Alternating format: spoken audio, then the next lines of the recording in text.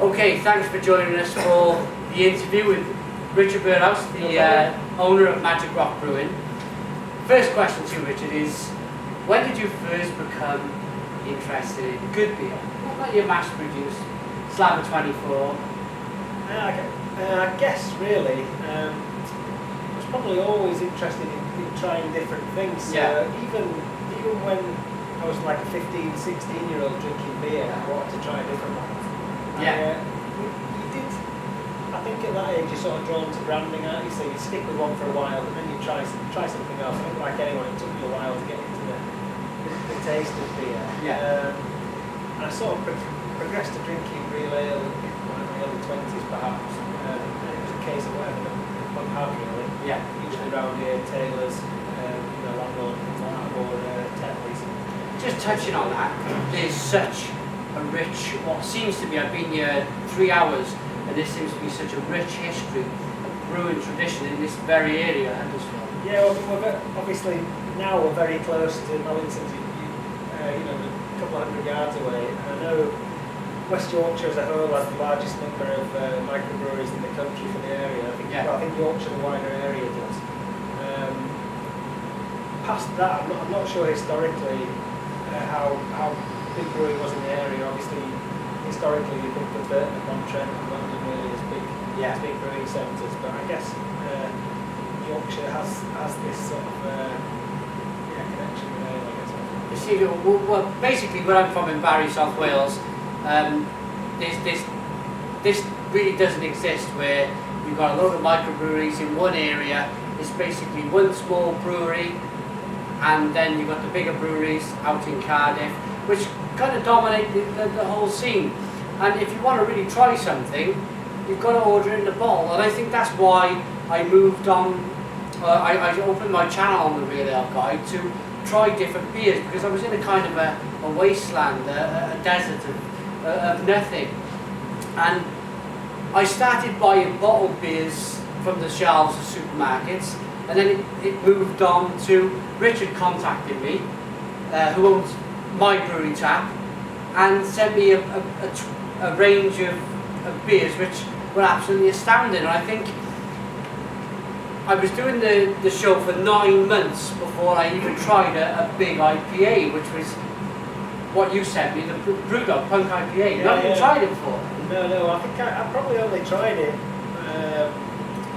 perhaps 18 months before that, The process came about starting that retail website was probably brought on by the amount of microbreweries around here. So I'd buy local beers from farm shops and things on here, and realise there was probably a market for this a little bit, around the country, because I'd take people bottling French and things in different parts of the country, and they'd say that was nice. So I thought, there might be a way to sell beer from smaller breweries around the country, and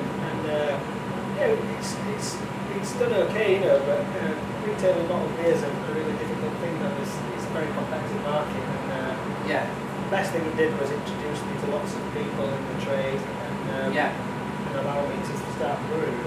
Yeah, but moving on to that, what stage was it where you went with my brewery tap when you thought, actually, I want to do this myself? I think when I realised there wasn't any money in retailing bottled beer,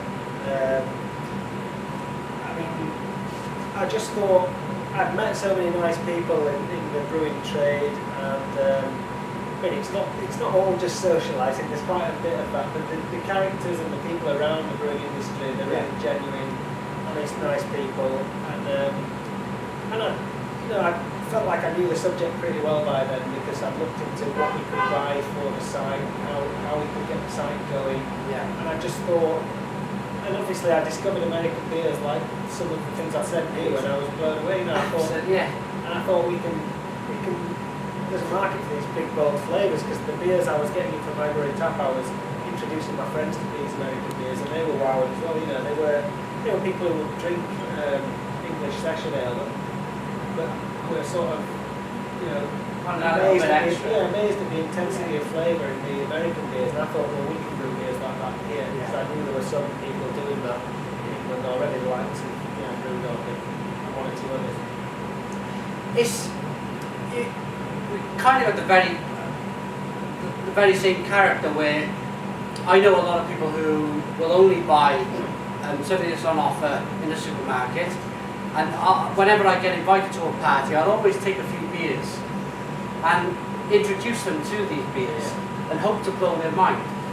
What was it like for yourself when you sent that pack of beers down, to see myself reviewing the Punk IPA and just watching it unfold on camera when I was like, oh my goodness, what is this I am drinking in this glass? Well, I think It's happened to you before. You obviously it happened to me.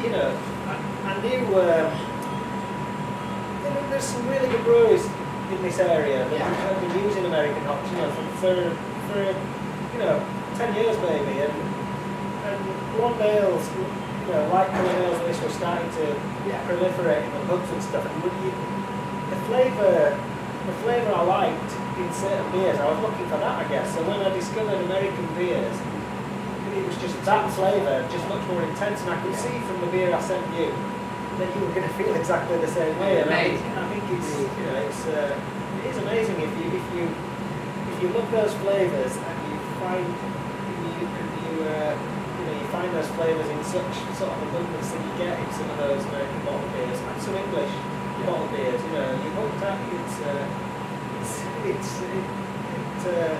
amazed me enough to want to start a brewery, and I see you're likely to be amazed the same way. No, it's great. What's in your range of beers then? Your core range of beers. And if you'd like to describe each one. Yeah, sure. Yeah. So the first beer the weakest beer we do is Curious. That's our pale ale, and that's perhaps an English American sort of hybrid really. It's only a 3.9% session beer. I know when I went to America, you struggle to get beers that weak generally, and they'd consider a session beer to be 5% and upwards. But I think the English tradition is to go to the pub and down pints, volumes of pints. So Finding that, So the lowest ABV beer is Curious. That's 3.9, very pale, and again very hoppy beer, quenching, and lots of citrus flavours. Then we do a 4.6 beer. That's a red ale, that's called Rapture. Oh, that's my favourite. I give that a 10 out of 10. So that's got a bit more of a caramel, sort of malty body, still lots of citrus hops in it to balance that out. But I think that's just a style that's become a bit more popular in the last few years, a bit more body to it, but still nice and hoppy. Then we move on to this one we've got here, which is the Highway, just reviewed. That's sort of like a big brother to Curious really. That's like we call it a West Coast pale ale after the West Coast of America again. I know I keep banging the same drum, but I think the sort of inspirations there. So like it's a bigger version of Curious, but it's obviously sweeter, more sweet malt to balance out the hops. And we dry hop it as well to give it a bigger aroma. The session beer Curious isn't dry hop. That's just hopped in the hop back the kettle. After where we do a stout, that's called Dark Arts, it's a 6% stout. Good for us. That one's a richer sort of more, it's a rich velvety sort of stout, lots of chocolate flavours, figs, blackberries, it's full bodied really, and it's been received really well, that one. That's the one we won a good award for that at Peterborough Beer Festival, and people seem to like it. That's where the sort of cask range ends, because above those percentages we think the beers are better served with some carbonation. Right. Actually we've done the Highwire we do that in key keg as well as cask. Right. We do it in keg with a bit of fizz because again we think it works really well like that. I mean that's like the version you're drinking here. We think the carbonation helps lift the aroma. Right. It just helps it. It's a bit more quenching, it helps sort of, it helps the beer to be less cloying, and it's sort of, shorter in the finish or something, don't you, so you can drink it easier. So above the stout we do Cannonball, that's our proper IPA, so that's an American style IPA. I give that a 9. That's only in keg and bottle, we don't put that in cask. And then so far we've done an even bigger one, a double IPA, that's Human Cannonball. Okay. That's the biggest we've done, but we've got lots of plans for more. Watch this space. There's big Imperial Stout, Black IPA, and then we've got collaboration coming up as well. So You just answered my next question, which was what's brewing at the moment? Anything new brewing? Have you got anything? It is September 2011. We're heading towards Christmas. Have you got anything brewing for Christmas? We have. What it is we're actually waiting for some new tanks to be piped up, commissioned, so we can increase the volume. Hopefully that's a week or two away. Yeah. As soon as they are, first brewing to those is going to be an Imperial Stout, so a big sort of 10-11% Imperial Stout. That's called Bearded Lady, after sort of one of the characters in the branding. As well as that, we've got a collaboration coming up with Dark Star Brewing from Brighton. The espresso stout and the sun Yeah, you've rated those. Yeah, they do.